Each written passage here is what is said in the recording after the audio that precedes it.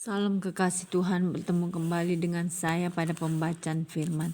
Semoga Bapak Ibu sehat selalu dalam lindungan Tuhan. Sebelum membaca firman, kita berdoa terlebih dahulu. Tuhan Yesus yang maha dahsyat, maha ajaib, maha suci, kami datang sujud bersimpuh di bawah kaki-Mu. Urapi kami ya Allah Roh Kudus, dengan seluruh pendengar yang mendengarkan firman. Terangi hati dan pikiran kami saat membaca firman ini. Kami mulai pembacaan firman hanya di dalam nama Tuhan Yesus yang maha mulia, maha ajaib. Haleluya, amin. Yehezkiel 44. Pintu gerbang timur yang tertutup. Kemudian ia membawa aku kembali ke pintu gerbang luar dari tempat kudus yang menghadap ke timur. Gerbang ini tertutup, lalu Tuhan berfirman kepadaku, pintu gerbang ini harus tetap tertutup, jangan dibuka dan jangan seorang pun masuk dari situ. Sebab Tuhan Allah Israel sudah masuk melaluinya. Karena itu gerbang itu harus tetap tertutup, hanya raja itu. Oleh karena ia raja boleh duduk di sana makan santapan di hadapan Tuhan. Raja itu akan masuk melalui balai gerbang dan akan keluar dari situ. Petunjuk-petunjuk mengenai kebaktian dan imam-imam. Lalu dibawanya aku melalui pintu gerbang utara ke depan bait suci. Aku melihat sungguh rumah Tuhan penuh kemuliaan Tuhan, maka aku sujud menyembah. Tuhan berfirman kepadaku, hai anak manusia, perhatikanlah baik-baik, lihatlah dengan teliti dan dengarlah dengan sungguh-sungguh segala sesuatu yang hendak kufirmankan kepadamu mengenai peraturan-peraturan firman Tuhan dan tentang segala hukumnya, dan perhatikanlah baik-baik siapa yang diperbolehkan masuk ke dalamnya dan siapa yang harus ditolak dari tempat kudus. Lakukanlah kepada kaum pemberontak, yaitu kaum Israel. Beginilah firman Tuhan Allah, cukuplah perbuatan-perbuatanmu yang keji itu, hai kaum Israel, yang membiarkan orang-orang asing, yaitu orang-orang yang tidak bersunat, hatinya maupun dagingnya masuk dalam tempat kudusku, dan dengan kehadirannya mereka menajiskannya. Waktu kamu mempersembahkan santapanku, yaitu lemak dan darah, dengan berbuat begitu kamu lebih mengingkari perjanjianku daripada dengan segala perbuatanmu yang keji yang sudah-sudah. Kamu tidak memelihara barang-barangku yang kudus, dan kamu mengangkat mereka untuk memelihara kewajibanmu terhadap aku di dalam tempat kudusku.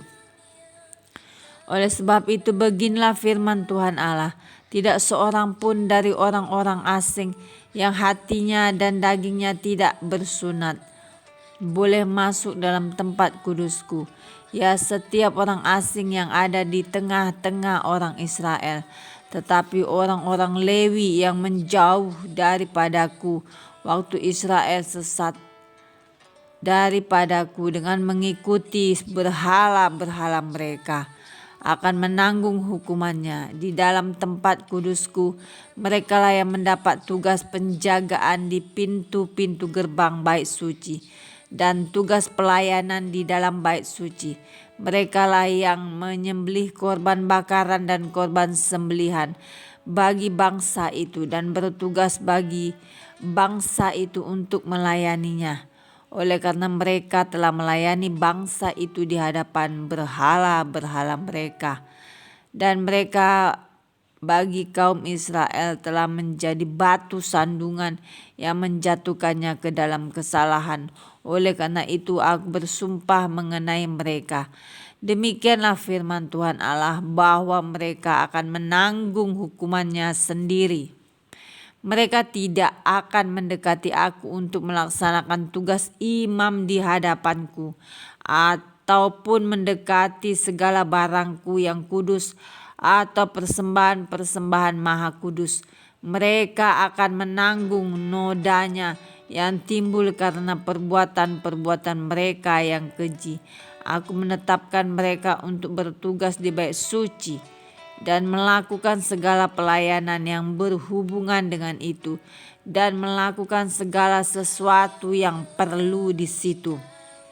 Tetapi mengenai imam-imam orang Lewi dari Bani Zadok yang menjalankan tugas-tugas di tempat kudusku, waktu orang Israel sesat daripadaku, merekalah yang akan mendekat kepadaku untuk menyelenggarakan kebaktian dan bertugas di hadapanku untuk mempersembahkan kepadaku lemak dan darah. Demikianlah firman Tuhan Allah. Merekalah yang akan masuk ke dalam tempat kudusku dan yang akan mendekati mejaku untuk menyelenggarakan kebaktian, dan mereka akan menjalankan tugasnya terhadap aku.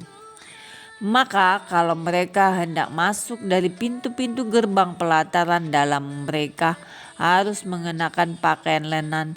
Mereka tidak boleh memakai pakaian bulu domba waktu mereka bertugas di pintu-pintu gerbang pelataran dalam atau waktu menyelenggarakan kebaktian dalam bait suci.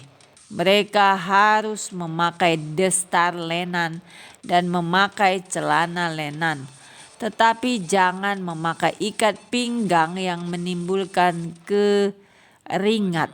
Dan waktu mereka keluar ke pelataran luar menjumpai umat Tuhan itu, mereka harus menanggalkan pakaian mereka yang mereka pakai dalam menyelenggarakan kebaktian dan menyimpannya dalam bilik-bilik kudus, kemudian mengenakan pakaian yang lain, supaya umatku itu jangan menjadi kudus disebabkan kena kepada pakaian imam-imam itu.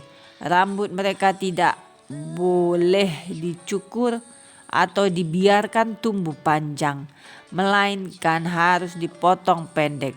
Imam-imam tidak boleh minum anggur kalau mereka hendak masuk dalam pelataran. Dalam janda atau seorang perempuan yang telah diceraikan oleh suaminya jangan mereka ambil menjadi istri, tetapi hanya seorang perawan dari keturunan kaum Israel atau seorang janda imam boleh mereka ambil. Mereka harus mengajar umatku tentang perbedaan antara yang kudus dengan yang tidak kudus dan memberitahukan kepada mereka perbedaan antara yang najis dengan yang tahir. Di dalam sesuatu perkara mereka harus bertindak sebagai hakim dan mereka harus menghakiminya menurut peraturan-peraturanku.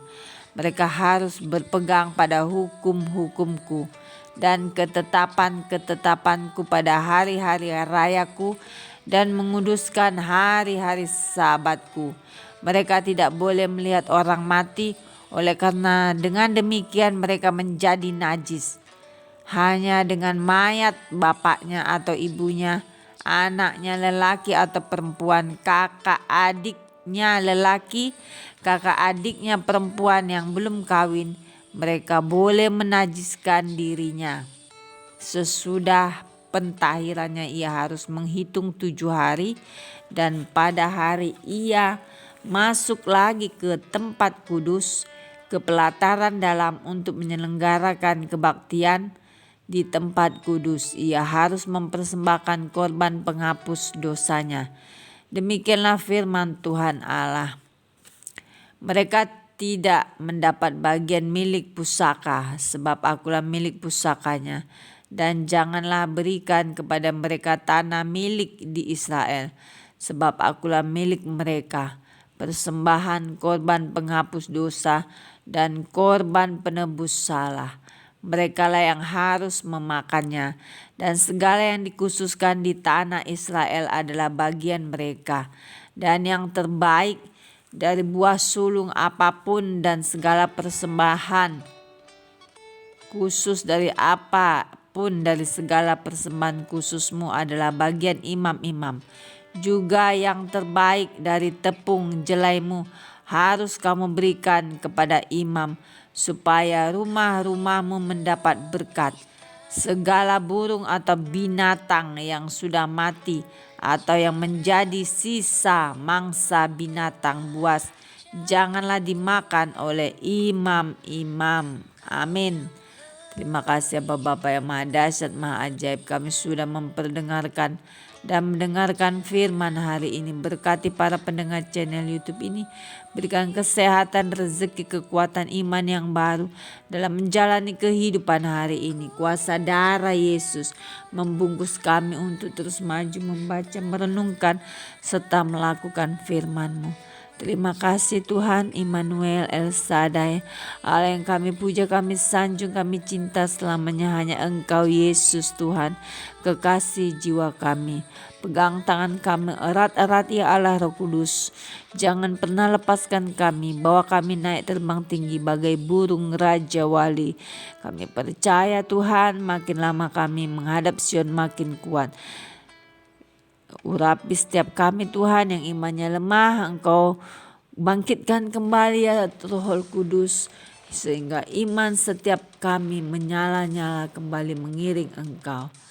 Di dalam nama Yesus kami mengucap syukur. Haleluya. Amin.